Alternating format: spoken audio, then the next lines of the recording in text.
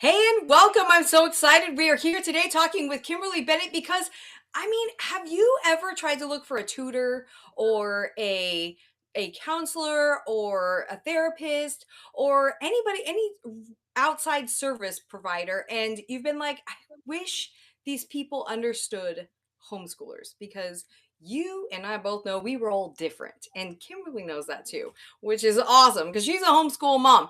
And what I love about what Kimberly does is that she's created this whole world for us to be able to go into as homeschool moms and see opportunities in people who are trained and or have experience in homeschooling to be able to relate better to us.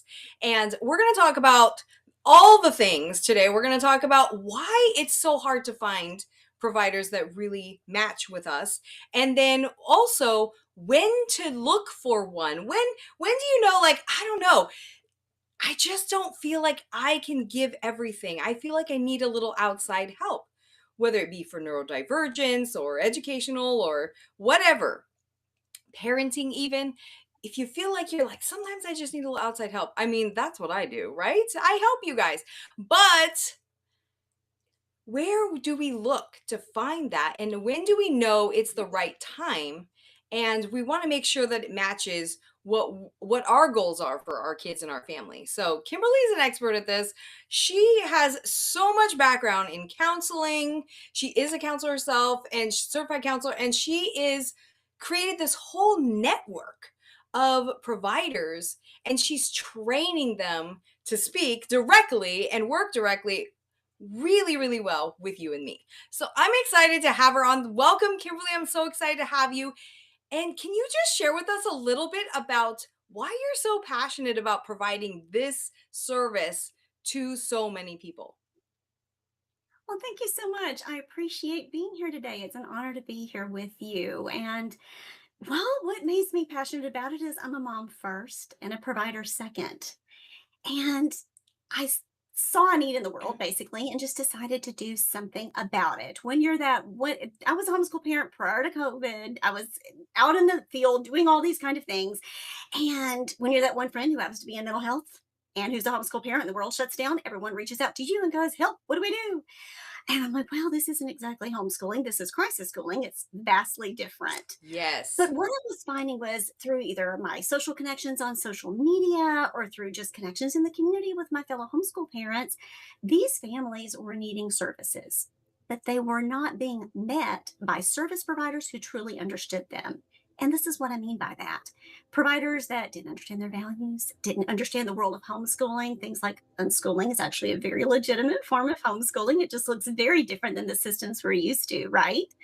And or they were being met with stereotypes, mischaracterizations, and being recommended to, if homeschooling is so hard, just put your kid back in public school at best, and at worst, having complaints like CPS called on them for adopting a homeschool method that was a little bit unconventional.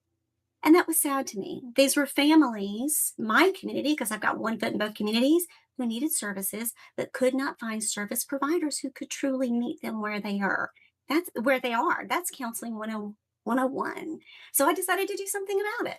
I went back to what I knew from my roots in counseling back when I was in private practice. I've had many lives, many lives. I've worked in public education, juvenile justice, and private practice. And from all of that experience, I learned that these providers just needed education. So I created a course. My course is called Working with Homeschooling Families, and it teaches about the world of homeschooling, our culture, our demographics, because we're a beautiful, diverse tapestry of a community, right? And it teaches providers the bare minimum of what they need to know, whether you're allied health, medical providers, because I have actually fired pediatricians for questioning whether or not I should homeschool my child. I'm like, we need somebody who understands us. Thank you. And I decided we needed a hub where we could put them all in one place. So any provider who wants to come join our community has to take our course, has to demonstrate an attitude of compassion towards the homeschool community, and we also have free resources at our site. So I decided to go the nonprofit route. I created what was needed. I love that you and that's what homeschoolers do, right? Us homeschool moms, we Mhm. just create stuff when we see a gap that we need something and it's not there. And that's so, so beautiful because it is a fear for all of us, especially whether we're in health or in counseling and therapy. And there is that fear of like, if we're not going to be valued in the way that we've chosen to educate our kids, then and we're not going to we're going to be pushed in one direction or the other. It's not Mhm. matching us and it's not a good fit. And we have fired some people for sure, for sure. And so I love that you brought that up because it is a genuine fear that we don't seek out those services, even when we need them, because it's an unknown and we don't want to Mhm. even have that on us. So I love that you've done that. Can you explain a little bit about the Homeschool Counseling Network and how you've developed it and connected, how parents can connect with providers and what kind of providers are in this network? Sure, absolutely. Well, it started out as just a resource list on a blog. I used to have a blog. My original blog was It's Only Homeschooling. I just started writing about all the things that I was doing to help kind of pour into the community. Well, that got the attention of a friend of mine at the Homeschool Legal Defense Association named Natalie Mack. I'd like to give a shout out if that's okay. She's also a Absolutely. nonprofit founder. She's the founder of the Military Homeschoolers Association. She helped pass some recent legislation so that homeschoolers can use in the military can actually stick to their home resident state's laws rather than having to change qualifications when they change duty stations. She'd be a great guest for your show, by the way. So let me give a shout out to Natalie. Natalie reached out to me and wanted to know, hey, do you still practice? No, I don't. I'm retired. But once you're a helper, you're always a helper, and that's kind of in your blood. So after being a stay-at-home mom and a homeschool mom for a couple of years, I thought, okay, let me see if I can't help her find providers. Wasn't finding providers who truly understood our community. So that's how it led to me creating, okay, I don't want to go back into private practice. Been there, done that, have the t-shirt, not doing it again. So I started a nonprofit. I was already friends with a couple of nonprofit founders around here anyway. They're like, you should do this. And then Natalie's like, you should do this. So it's Natalie's fault that I'm sort of in the nonprofit land, building the plane as I fly it. But I decided to create a free advocacy and resource website. We have all kinds of content on there, from videos, interviews with professionals, resource guides, planning out your full 4 years if you want to go to college. We have career coaches that are on there. We have all types of allied health, mental health, coaching, and consulting professionals who are a part of the main resource that we have, which is our preferred provider directory. In order for professionals to get in that directory and be listed, they have to take our 2 hour course. In professional counseling, we have to take CEUs or continuing education every 2 years to renew our licenses. So I created a course that all providers who want to join have to take that course. So they have the bare minimum of knowledge to work with us. They also take a measure that I created called the PATHS measure, it just measures compassion. If you don't have a heart for homeschoolers, you don't need to be in our network. Plain and simple. That's one of our two main resources. I also created a guide. I was noticing a lot of the same questions and issues coming up in a lot of the social media groups that I'm in over the couple of years. So I created a free Supporting Your Mental Health While Homeschooling guide. It's 100 plus pages that covers a variety of topics. From talking back to critics, doubters, and naysayers, how to build a strong family dynamic, addressing a lot of common problems that we see, but also we'll talk a little bit more about that in a minute, but also addressing when you might need a little bit more help and how to recognize those red flags and how to find a provider. It's completely free. That was my heart behind it. I wanted all of the resources to be free to families. All parents have to do is go to our website and create a free parent account, and they can access all of our resources for free. Oh my gosh, I can tell you, I've been in there. I'm in the directory. It's so fantastic. There's so many different categories. It's crazy. I mean, from everything from actual like physical health to mental health to Mhm, parenting mhm, to education to I mean, neurodivergent. There's mhm. other educational, psychological services. It's Yes. unbelievable. It's comprehensive. It is really fantastic. And I've taken the course as well, and I can tell you that it does absolutely teach providers about homeschoolers and what's important to homeschoolers, which is really, really powerful when you know that you can go to somebody and be sure that they understand the world that you're coming from. That's so huge. I absolutely love that. And thinking about that problem, do you think that what just in general, let's come up with some ideas on when somebody might need to seek out services, because I feel like a lot of times as moms, we tend to just go, okay, this is probably just a phase. I can figure it out. Let me read a book. Let me, right? Especially homeschool moms, we're like scrappy, right? So we love to just read stuff, we're researching, doing all these things, trial and error. So when do we actually feel like when does it make sense for us to reach out? Well, the thing about homeschooling is because we've taken it upon ourselves, one homeschool mom to another, one professional to another, we automatically think that because we've seized the helm of our child's education, that means we have to do it completely alone. And that is a lot. Yes. Okay, we Yes. don't exist in isolation. So why should our homeschools exist in isolation? I talk about that in my guide as well about the comfort of community. That community can not only just be other learners that you have in your network, in your village, as we like to call it, but it can also be an extended professional community. I hate to use the word treatment team, but that's how I view it through my clinical lens. But that's Right. why our providers are so broad. What we find is that parents who come in and reach out for services, they might come with one initial presenting problem. My child is refusing to do work, my child has anxiety, any of those things. But when you peel back the layers of that onion, what you're going to find is that they're going to need several different types of services. That's why it says the Homeschool Counseling Network, because I'm a counselor and that's my background. But what it really does is it expands the network to show you that there's plenty of different types of layers of support that most people typically need. Some logistical, some hand holding, some educational, just teaching them so they can pick the ball up and run with it. But I think it's talking back to that lie that no, you don't have to do this on your own and you shouldn't expect yourself to, right?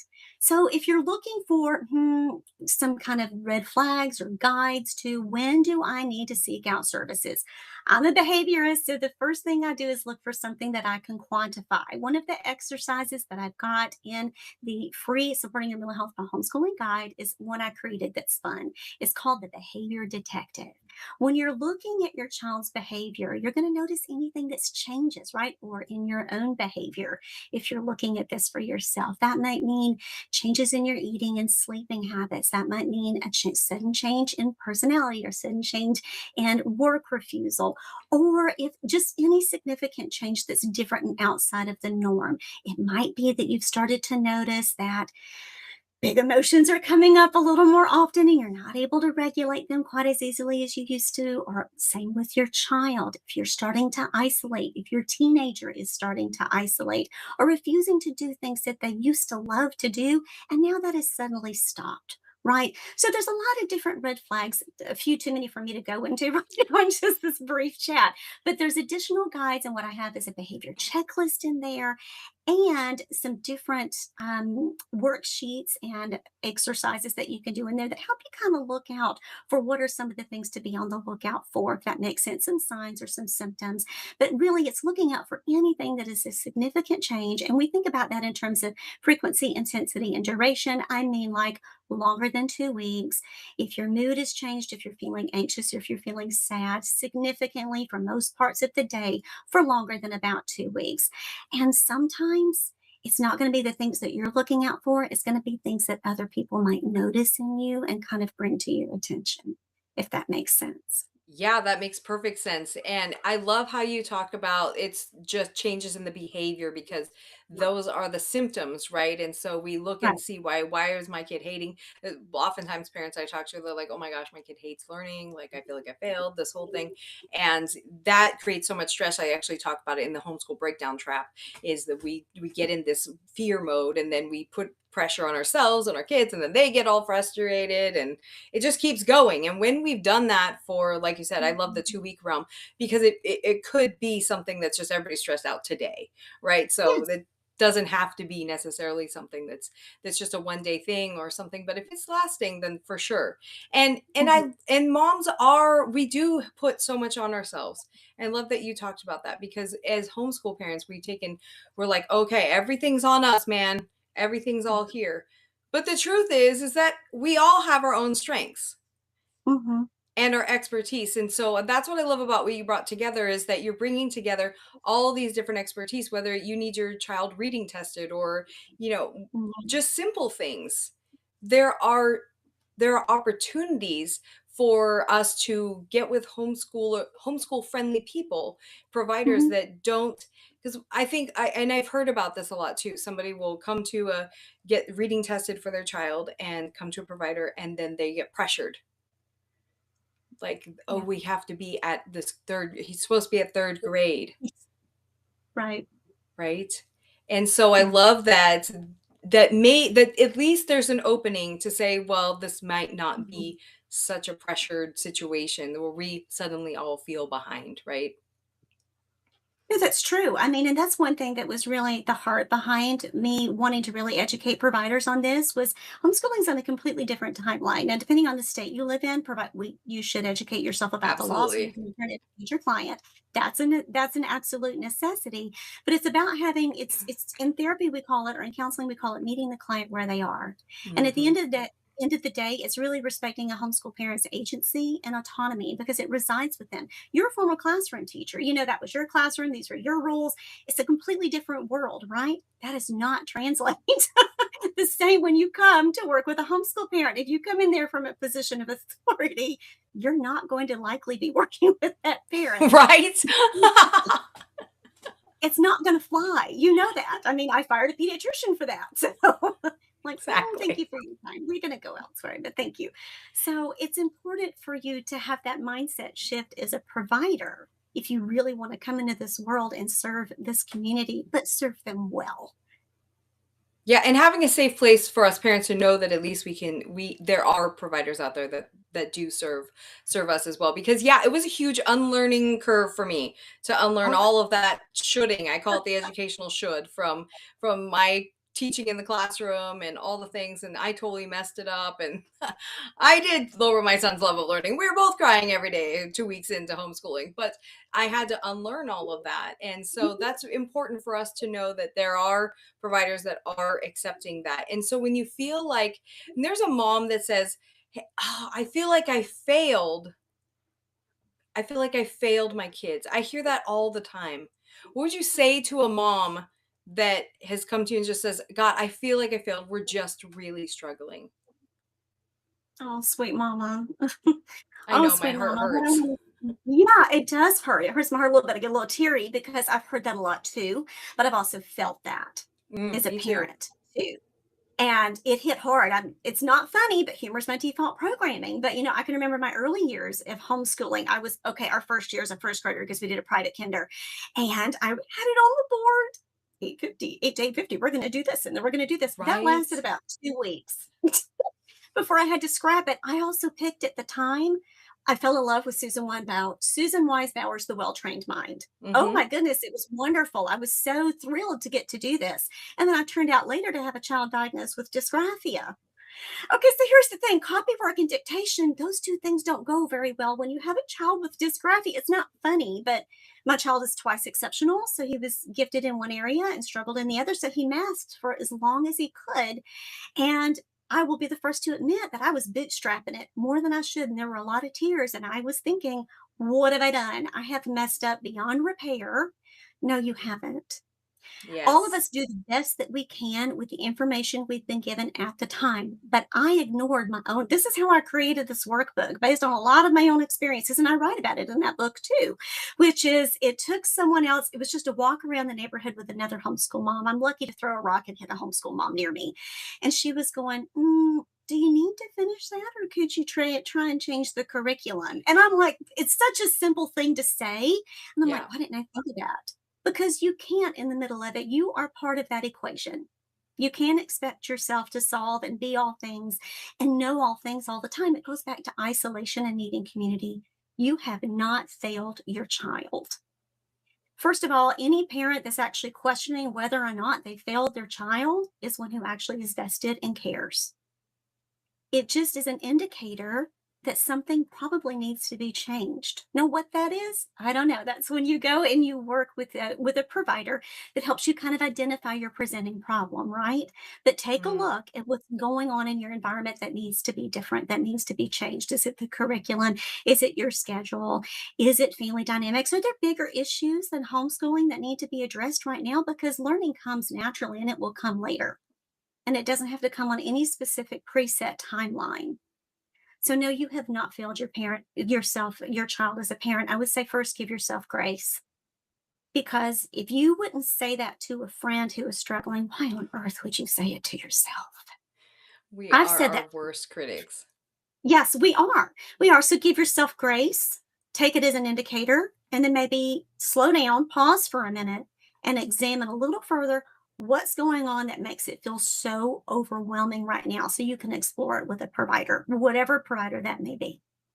Yeah, absolutely. Because there might be something bigger going on, like your son, where there's actually neurodivergence happening, and Mhm. then you didn't even know. And that's something that can change a lot of things. And so I love that we're in talking about this from a counseling point of view, we're really thinking about there are don't knows. And I Right. love that because that's what counselors are for. That's like putting that like opening up those doors and opening up the windows and just looking at things from a different perspective. And yeah, homeschool moms can do that too. I know I had one homeschool mom that was my best friend, and it's the only Mhm. other homeschooler I knew at the time. There weren't California's a little behind in the homeschool world, but we we are there just wasn't that many homeschoolers back then. And if they when the ones who were very, inside and very tucked Mhm. away. And so it They was had to something. be. Oh, they had to be. Absolutely, Mhm. absolutely. We had to be as well. So sometimes all you need is that one, like, Mhm. one lock arms with and go. And you don't always need a provider, but sometimes you do. And that may be somebody who can say, "Oh, what if you just ask somebody else? What if you got a little feedback Mhm. from somebody else?" And that's really, really helpful. I love that.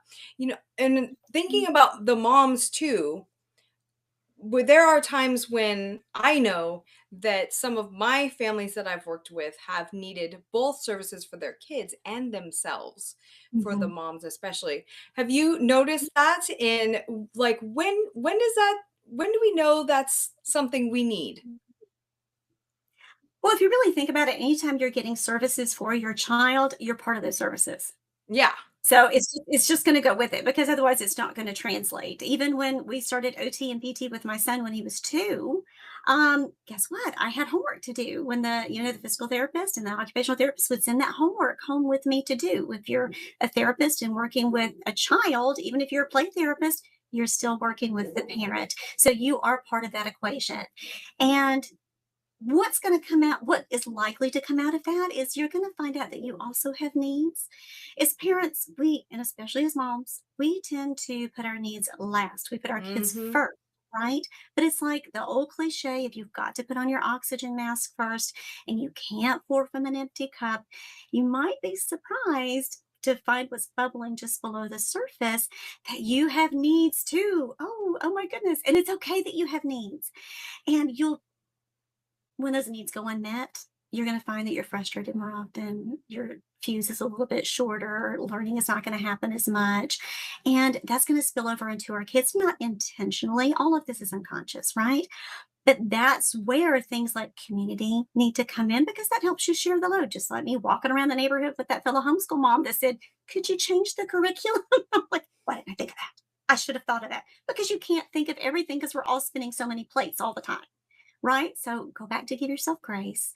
And if you need help, it's okay for you to reach out, even if it's just a friend, just to go have a coffee chat and go spend some time in yourself, but also making time for self care. I know that sounds so cliche, and we're all so tired of hearing about the self care movement, but really it does go back to a lot of the basics, which is taking care of yourself, set aside time for yourself, fueling and moving your body adequately. If you wouldn't put kerosene in your car, you certainly don't need to thrive on junk food because you're not going to, right? You have to sleep is such important. We overlook Sleep, and we really misunderstand the difference between things like sleep and rest. They're actually two different things, and they're both equally vital. And then, even in rest, there's seven different types of that. I talk about that in my guide as well. Wonderful book by Dr. Sandra Dalton Smith that talks about sacred rest. How do we know what kind of rest we need if we don't know what kind of tired we are? If you've ever gone on vacation and come back and felt more exhausted than before you left, that Mhm. was not restful time. It was just Mhm. work in a different setting to entertain your littles. Does that make sense? So you have to make yourself a priority. That's not selfish, that's essential.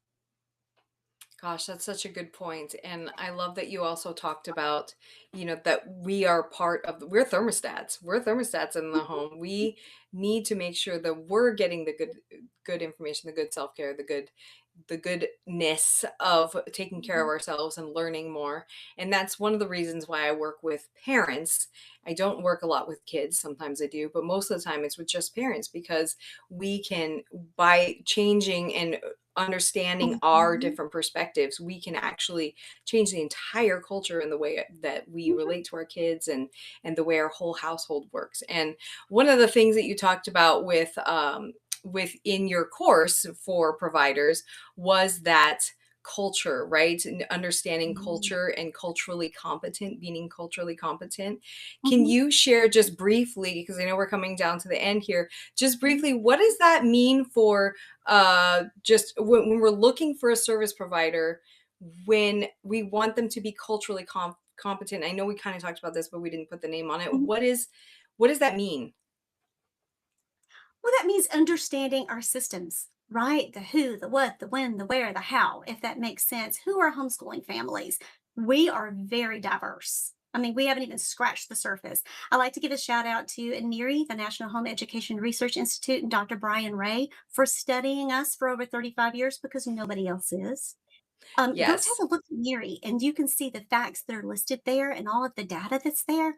We are diverse. We're not just these families who have pulled them out just for religious reasons or spiritual reasons and put them in our home and we're closing the blinds to homeschool. No, we are a new, diverse, totally across all socioeconomic SES statuses. I'm not going to spit that word out today. Yeah. So let's abbreviate and move on. But I mean, and we're all different types of education levels, all different parts of the country. So they're learning who we are as a community. Mhm. They're learning about the homeschool styles and methods. What is Charlotte Mason? What is Montessori?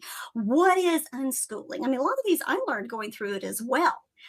So what is classical and what does that mean? What is an unschooler? All these different kinds of things that might be unusual that, it's very different than the traditional education system.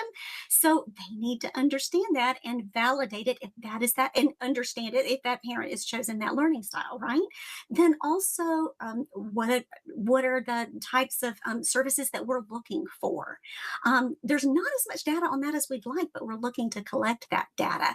But how do our needs look different? What are the stressors that we face? We've talked a lot about them in this interview today. That yes, sure, homeschool parents face the same stressors that any other parent face. But now we've got some additional stressors if you think about it, because when we choose to homeschool, we're taking on the job of an entire administration team. If you think about it from public Totally. education, and if you homeschool a child with special needs, now you're taking on the additional duties of an IEP team, in addition to bus driver and school nurse and school counselor and anything else that goes along with it, right?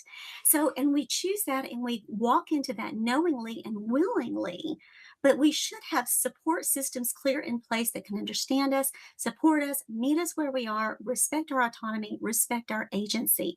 That's our culture. What's the ethics of working with us? Challenge the really common myths beyond socialization, and there's a lot of them out there. You'd be surprised at the myths that people hold about us, that challenge Yes. them with facts by agencies such as NERI so that they can really kind of get past what we call implicit bias, which we all have. But as a provider, if you're going to work with a community, you need to understand any preconceived notions you have about that community and challenge them, or else if you go in to work with them, you're going to do more harm than good. And that's not what we're about. So that's the kind of provider that we're looking for in our network. Absolutely. I love this. And so when a parent is going to reach out to them, is there specific questions to kind of feel out the situation that they should ask the provider? Well, I do have things that are also in the supporting the mental health homeschool, the I guide love that I that. have, talking about looking for red flags and what I call performing your due diligence. And what I mean by that is you can ask them what their background is, how many homeschoolers they've worked with, and that they don't necessarily have to have a long history of working with them, but they do need to understand who they're working with.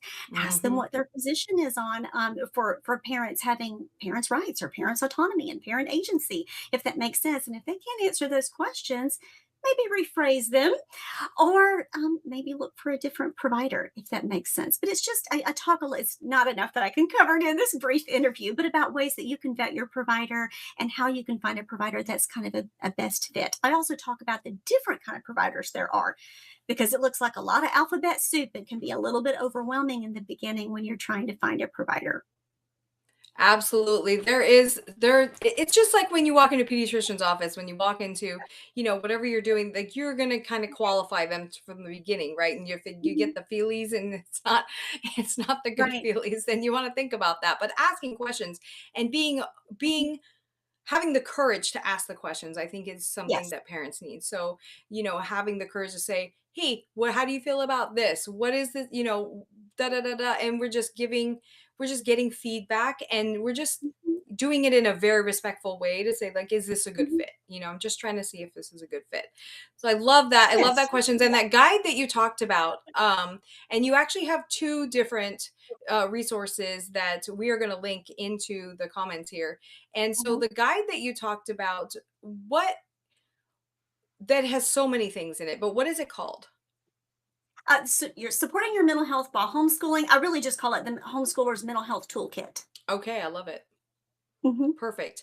And then also the directory, I highly recommend that you go on, like it's totally free. What oh my gosh. Just go on, create a parent account, and that is all linked below in the show notes, in the description, in the comments, wherever you are seeing, Hmm. listening to this, you can absolutely get all those resources for yourself. Whether you're seeking opportunities or somebody right now, it doesn't matter. I would just go ahead and just poke around on there because, like she Hmm. said, there's so many resources for sure. Is there anything in particular that you'd like parents to just check out first, or is those the most helpful? Those are definitely the most two helpful. And if you always want to know about new providers that are being added to our network or any new blog posts that are coming out or any new resources, I also have a calendar on there where I post all of the homeschool conventions that I come into contact with, just so you can click on them and I link them back to the original place where you can register to attend them or any events that our providers host. Because our goal eventually is to branch out and host like more mental health workshops for free to the homeschool community because this is a conversation that is still kind of taboo in the homeschool community. And for a lot of different reasons, they're afraid to have the discussion for fear of any repercussions. And we want to lessen that fear. We want to just have the opportunity to have a conversation, if that makes sense, and kind of get the ball rolling on the conversation. And just trust your gut. Always trust your gut as a parent. Nobody knows your child better than you. The mama gut is very powerful. Absolutely. Absolutely. What a fabulous resource. Thank you so much, Kimberly, for putting this together for our homeschooling community because this is My something, and pleasure. I don't mean ours like as in mine, but I mean everybody, the homeschool We are community one in building. general. Yeah. It is so fantastic to be able to have that resource, and it is a gap. It is 100% a gap that needs to be addressed, and am excited to see how, as homeschooling grows, we can lessen the fear that homeschool parents have to definitely reach out and get resources that they wouldn't otherwise. So appreciate you so much, Kimberly. Thank you so much for joining us today. And if you guys have resonated with this in any way, if you've resonated with what we're talking about, I encourage you to share this episode with someone else who needs it. And just reach out in your community, wherever your homeschool community is at, whether it's you and just your one other buddy, or it's a whole robust community, and share this resource because as we share it more, it is really going to benefit it not it's going to benefit us for sure, but it's also going to bring in more providers, which allows us to have a more diverse opportunity to work with a lot of people. So definitely share this. And Just do me a favor. If you have resonated with anything today, if you could leave me a little like, subscribe, and follow on podcasts, and even a review, that would help so much to get this information out there to more people. And that is definitely my goal. I know it's Kimberly's goal because she's amazing like that. And I will talk to you guys again next week. Thanks so much, Kimberly. Thank you for having me.